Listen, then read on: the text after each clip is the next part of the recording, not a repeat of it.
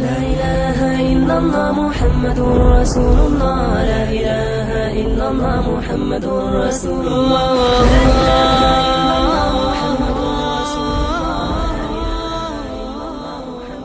40 hadis jana anın düşündürmesi. 28. hadis. Abu Najih al-Arbad ibn Sariya radıyallahu anhu aytdı. Allah'ın elçisi sallallahu aleyhi ve sellem bizge uşunçalık jetkiliktүү bayan kıldı.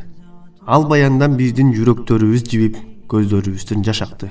Oşonda biz, o Allah'ın elçisi, bul bayandarыңыз koştoşup жаткан adamdın bayanınday.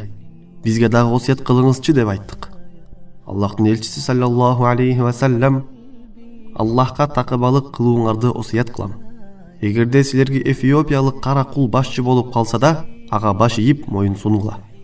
Араңардан ким көп жашаса, анда ал келечекте көптөгөн талаш тартыштарды көрөт.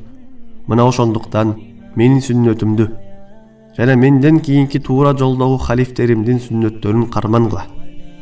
Ал сүннөттөрдү азуу тишиңер менен тиштегендей бекем кармангыла. Ошондой эле диндеги бидааттан сак болгула.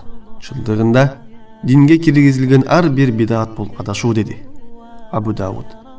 Хадистен алынган пайдалар. Биринчи, bir адам сапарга аттанаардан алдын үй бөлөсүнө, тууган досторуна аларга таасир бере тургандай осуяттарды айтып кетүүсү абзел. Анткени сапарга алыс жакка кеткен адамдын кере сөздөрү көбүрөөк эсте калат. Экинчи, такыбалыкты осуят кылуу адамзат жаралгандан баштап кыяматка чейинки адамдарга айтылган эң улуу осуят. Аллах Таала айтты: чындыгында биз сенден мурунку китеп ээлерин жана силерди Аллахка такыбалык кылууңарды буйрудук. Үчүнчү, мусулмандар ар дайым башчыларга моюн сунуш керек. Башчыларга моюн сунуу жакшылык иштерде гана болот.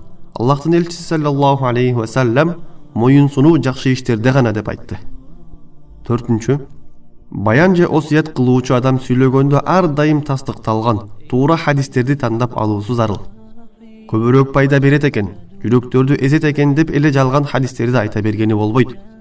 Аллахтын элчиси саллаллаху алейхи ва саллям кимде ким жалган экенин билип туруп менин атымдан жалган хадис айтса, анда ал жалганчылардын бири деп айтты.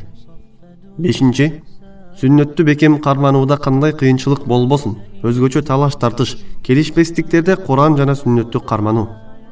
Алтынчы, эгерде дүйнө иштеринде адамдар үчүн пайдалуу иштер болсо, анда жаңылык киргизсе болот. Ал эми динге жаңылык киргизүү кескин түрдө тыйылган. Анткени динибиз толук, эч кандай кошумча нерселерге муктаж эмес. Динге бидаат киргизүүнүн көп жаман жактары бар: бөлүнүп жарылуу, урушуп талашуу жана башкалар. Аллахтын элчиси саллаллаху алейхи ва саллям айтты: чындыгында динге киргизилген бардык бидаат бул адашуу. وغاضت ولكن ما زلت أزجي رجاء